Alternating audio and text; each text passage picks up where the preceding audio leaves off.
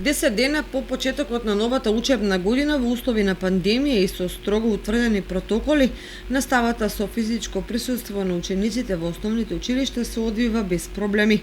За сега нема регистрирани случаи на позитивни COVID-19, ниту ученици, ниту вработени во кочанските основни училишта. Состојбата, можна да кажам, задоволувачка, дури и добра, повеќе од добра, бидејќи немаме ни едно дете заболено, значи немаме ни еден наставник, сите се во училиште и сите наставници се на работа.